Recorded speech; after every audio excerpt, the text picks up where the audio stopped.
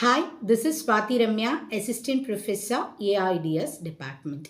In this video, we are going to discuss about the process and understanding the process concepts, which comes under the Unit 2 Process Management in Operating System and Virtualization. This topic is very important because every activity performed by the computer system is based on the process.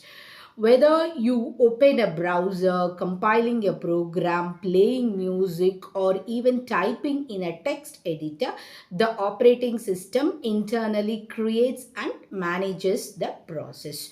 So, by understanding this topic, you are actually learning how an operating system brings a computer system to life. So, let's go into the slides.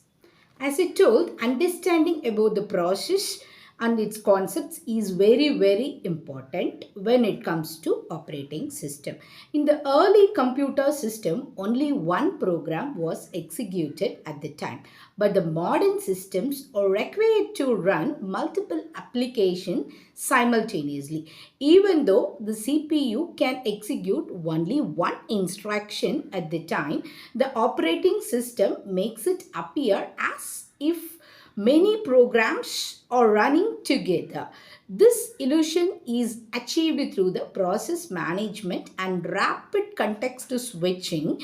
Therefore, understanding the process concepts is essential to understand the multitasking and its performance and the system quick responsiveness. Let me explain with some example.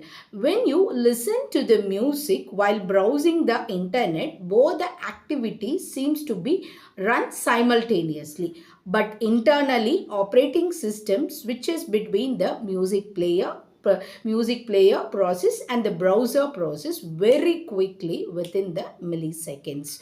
But it looks like that both the applications running together for us.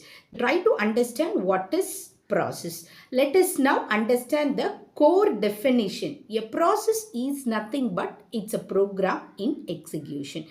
Program stored on the disk, that is in the memory, is a set of instruction. It cannot be executed by itself.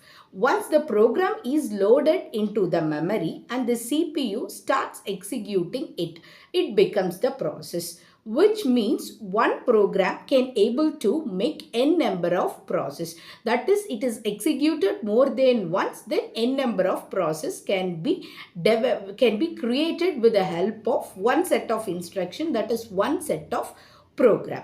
This is once the program is loaded into the memory, whenever the program is executed, the new process has been created. That is why we say program is a passive one. It is not an active entity, whereas the process is an active one. Okay. Another important point is that the single program could able to create the multiple process. Let me give you some examples so that you can understand in a better way. Suppose you open a same C program 2 times, okay, and you are executing the C program or Python program. Even though you have a same source code, that is, you have been saved with the name that Python 1 exercise 1.py like that, okay. Even though the source code is the same, the operating system will create two separate processes, each with its own memory, stack and execution state. That is, when you run the Python program or any kind of program twice, you will have two processes created and each process have its own memory, own stack and execution state. Everything is separate. This is the actual concept of process. You can create n number of process with the same instruction, set of instruction, that is program. Okay, let's define the concept of process and program with the help of real-time examples so that you can understand in a better way. Okay, let's consider the exam hall situation where you have got the question paper. All the question paper were given to the students. Okay, we can compare the question paper with the program. See, you have a same set of question paper for all the students. These question paper can be considered considered with the set of instruction, that is called a program. Question paper is like a program, same set of instruction or same set of question paper for all the student. Each student can be taken as a process. Every student has the same set of question paper, but the answer they make in the booklet is not the same. Every student have the separate booklet, that every process have the separate memory, separate CPU time. Everything is different, but they have a same set of instruction, that is the question paper. Each student can be represented as a process. Even though all the students have the same question paper, each student works independently at different speed, produces a different answers. These answer sheets represents the memory. Each student has a separate answer sheet and cannot write on the same sheet, right? So similarly, same set of instruction, that is program, can produce n number of or multiple process with the same set of instruction. Now you could able to understand what is program and what is process. Now let's look into the memory layout for the, you can see the slide, the memory layout, process memory layout. You can find few things in the diagram, that is you have a stack. Every process will have the text, data, heap and stack. Okay, so when a process is created, the operating system divides its memory into different logical sections. So we'll start with the text section. Text section stores the executable instruction and is usually read only to prevent the modification. It is a set of instruction that cannot be modified by anyone else. Only the owners can able to modify it to avoid to protect the data.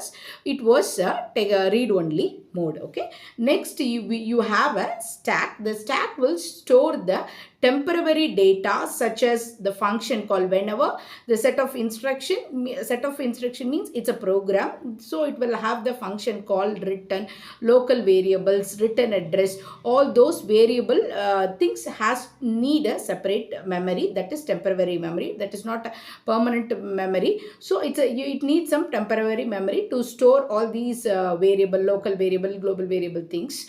So you need the memory for that. This stack is used to store this temporary data, such as function call, local variable and return address. All those things will be stored in this stack as a temporarily. Then we'll go for a data section. Data section will have a global and a static variable, which is these variable will not change on the time of execution and will not change at all mostly. So it is like it is not a temporary data, so it needs a strong place to get stored, so it comes under data section. If it is a temporary or intermediate data, those data will be stored in a stack.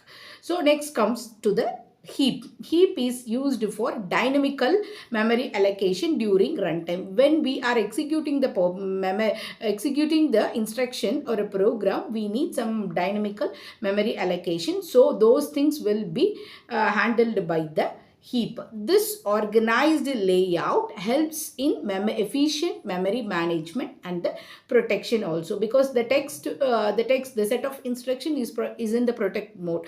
So this structure will helps to maintain the process with the consistency, data consistency and protection also. So this is how, whenever we execute a program, for every program the process is created. Whenever we execute the program, it creates the process. For every process, this set of layout is separately allocated. That is, for every process, suppose we have three processes, right? So process 1 will have the text, data, heap, stack separately. Process 2 will have text, data, heap, stack separately. Process 3 will have separate text, data, heap, stack separately. This is how it works.